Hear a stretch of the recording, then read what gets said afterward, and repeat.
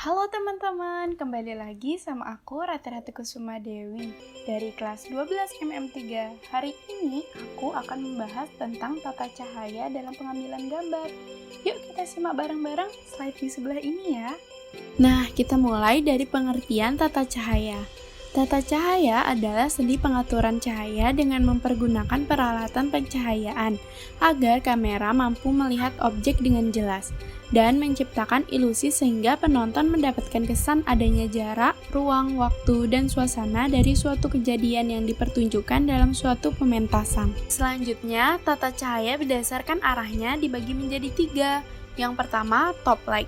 Cahaya yang datang dari arah atas subjek sebagai ambience atau backlight juga menciptakan suasana tertekan pada subjek. Yang kedua, area light. Cahaya yang ditunjukkan pada posisi mata subjek guna untuk menguatkan kekuatan yang dimunculkan dari mata. Yang ketiga, action light. Cahaya yang dibuat sebagai aksen di luar subjek untuk menciptakan kedalaman dan mood tertentu.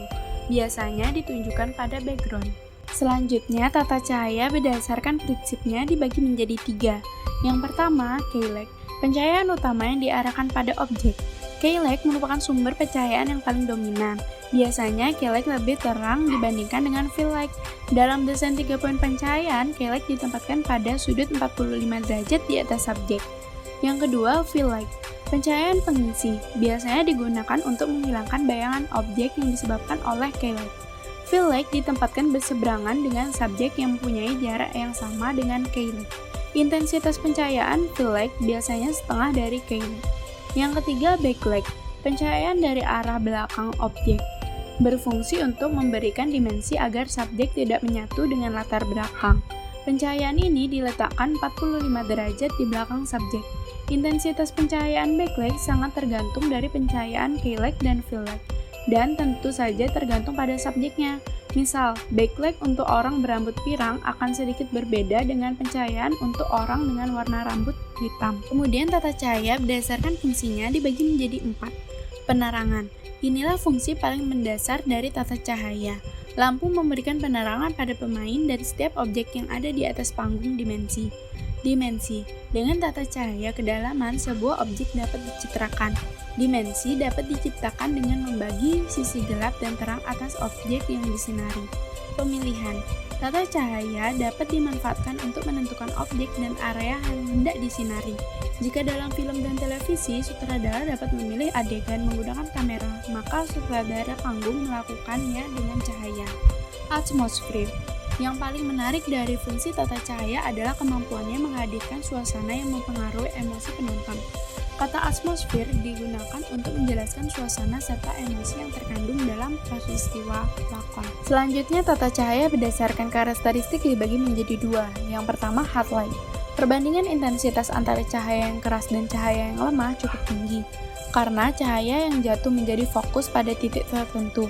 Maka hal ini memberikan dampak pada bagian bayangan akan terlihat sangat jelas, sehingga akan menimbulkan efek kontras yang sangat tinggi. Yang kedua, soft light. Sumber cahaya yang jatuh ke permukaan subjek dibuat dengan perbandingan antara cahaya yang keras dan cahaya yang lemah cukup rendah.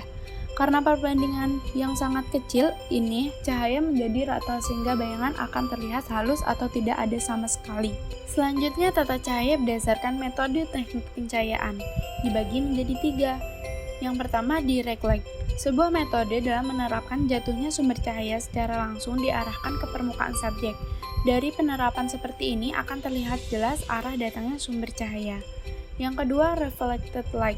Sebuah metode dalam menerapkan jatuhnya sumber cahaya tidak secara langsung tetapi dengan mengarah ke bidang lain sehingga cahaya yang jatuh ke permukaan subjek adalah cahaya pantulan.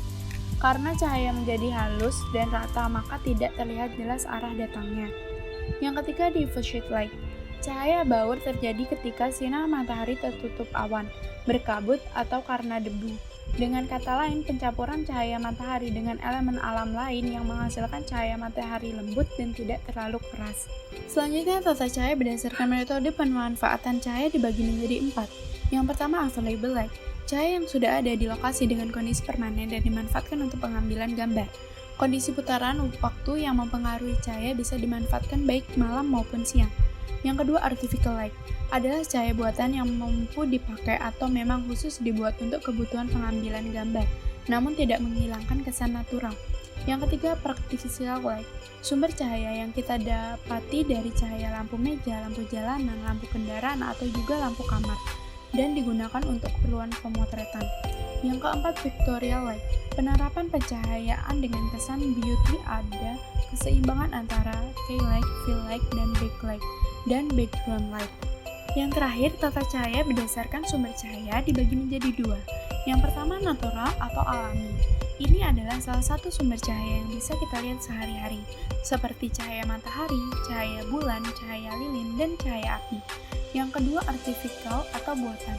Untuk kebutuhan pencahayaan, biasanya kita juga bisa memanfaatkan kondisi penerangan yang ada di lokasi, seperti cahaya lampu jalan, lampu meja, lampu kamar, lampu taman, lampu mobil, dan semua jenis lampu yang mungkin bisa kita manfaatkan sebagai sumber cahaya.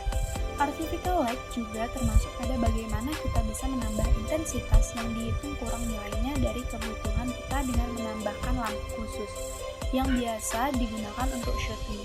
Jenis lampu ini dirancang memiliki kemampuan untuk mendapati nilai intensitas yang baik sesuai kebutuhan kita. Nah, itu tadi pembahasan kita tentang tata cahaya dalam pengambilan gambar. Kurang lebihnya mohon maaf ya, sampai jumpa di pertemuan selanjutnya. Dadah!